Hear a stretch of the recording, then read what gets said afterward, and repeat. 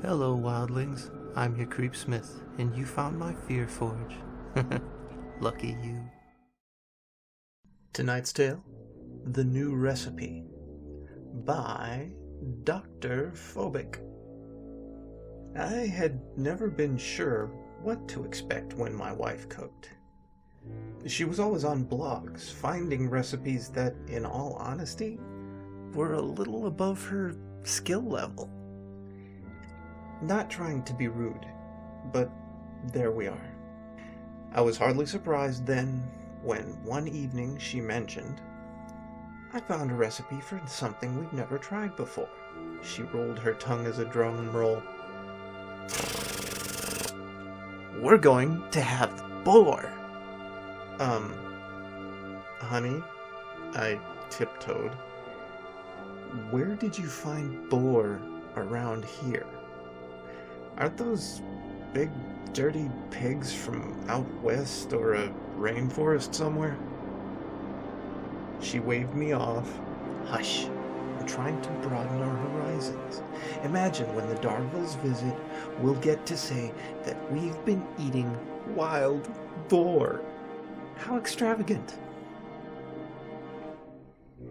"And how many days will we spend in the hospital?" "Douglas, what did you say?" "How do you think she'll respond, dear?"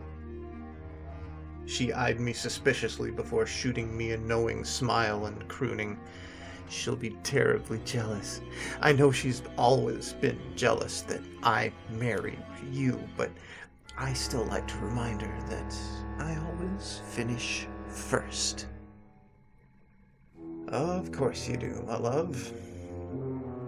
Mind you, Mrs. Darville and I had been seeing each other secretly for months. I'd been wondering if she knew about us. We'd had a few close calls. She'd come in from the store early, and the lovely Mrs. Darville would have to run out the back door half-dressed. I never minded the view, but I always wished she didn't have to leave.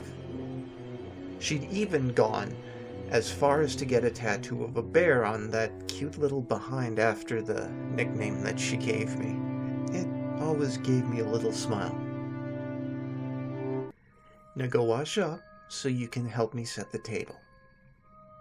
As I went to wash, she opened up the oven and I smelled an aroma so sweet, so succulent, it was as if it had snared me by the nose and tried to pull me back into the kitchen. "You never did tell me where you ended up finding that boar, honey." "Oh, somewhere nearby," she teased. "I had a feeling that you already had a taste for it." "You know, I just think I might." We sat down then to one of the best dinners we've ever had. She had a spark in her that I hadn't seen in a very long time. The kind of spark that Mrs. Darville had used to lure me into her bed with ease. She smiled at me. I smiled back. "So, what do you think?" Mid-chew, I replied, "You know, it's good. Really good. I never thought that I'd like boar."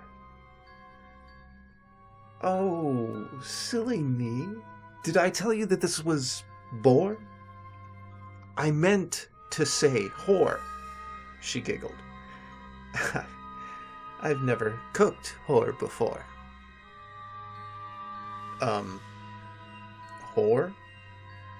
Mid-sentence, she took a still bloody steak off of the serving platter and slapped it onto the bare wooden table.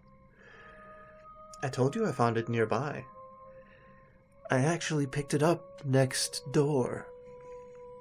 On the back side of the steak, there was a small patch of skin left on the cut of meat. I could just make out the picture of a bear on the seared flesh. "I knew you'd like it." So stay scary, my wildlings. If you're going to be naughty, at the very least, don't get caught. And make the most of your nights.